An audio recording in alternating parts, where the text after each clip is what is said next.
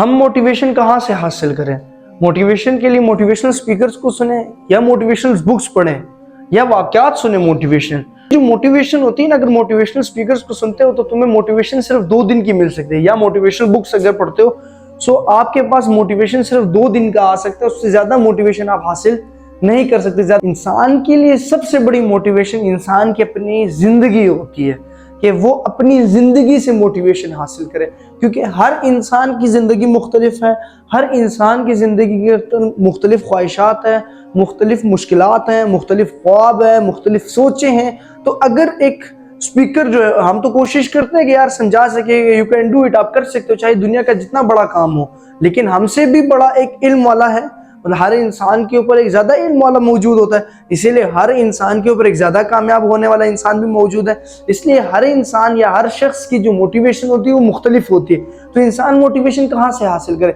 इंसान के लिए मोटिवेशन अपनी लाइफ होती है, अपनी जिंदगी से सीखे कि वो किस स्टेज पे खड़ा है और किस स्टेज पे उसे जाना चाहिए, किस मकसद को हासिल करना चाहिए। मतलब आप किसी इंसान की जिंदगी के अंदर उसकी घरेलू जरूरियात ही नहीं पूरी हो रही और हम उसे कहे कि भाई आप जो है अपना जो जॉब कर रहे हो उसको छोड़ दो, सारी चीजें छोड़ दो, तो क्या मतलब वो जॉब छोड़ देगा तो जो उसकी जरूरियात नहीं पूरी हो रही वो तो बिल्कुल तबाह हो जाएंगी।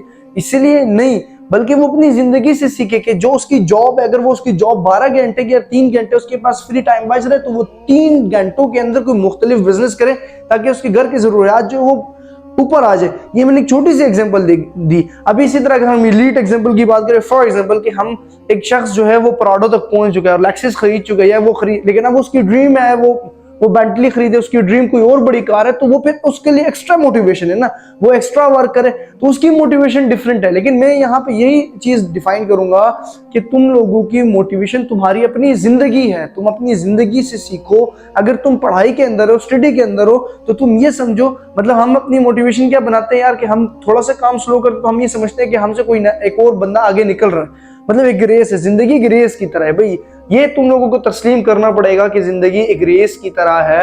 जब इंसान पैदाइश से पहले भी उसकी एक रेस से ही वो पैदा होता है, कि जो वो एक रेस से ही आगे जीतता है और वो कोशिश करता है। लेकिन मैं यही मैंने बातों बातों में जो समझाना था वो समझा दिया।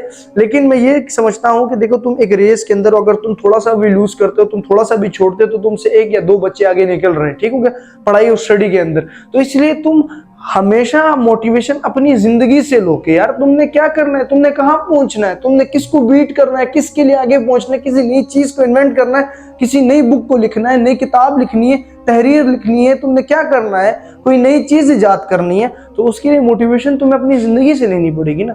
मोटिवेशन के लिए तुम्हें मोटिवेशनल स्पीकर्स को सुनो, बुक्स पढ़ो, लेकिन उनकी मोटिवेशन 2 दिन की होती है। हम किसी आलिम और मुफक्किर और मुहद्दिस को भी सुनते हैं ना, तो हम 2 दिन शैतान हम खुद पे कंट्रोल कर लेते हैं, तीसरे दिन शैतान जो है हैवी हो जाता है। और क्योंकि शैतान का एक्सपीरियंस और उसकी सीवी के अंदर सबसे इंपॉर्टेंट चीज जो एक्सपीरियंस उसका लिखा है, गुमराह करने का काम है बेटा, तो शैतान तो नहीं छोड़ेगा, वो तो किसी हाल में भी नहीं छोड़ेगा।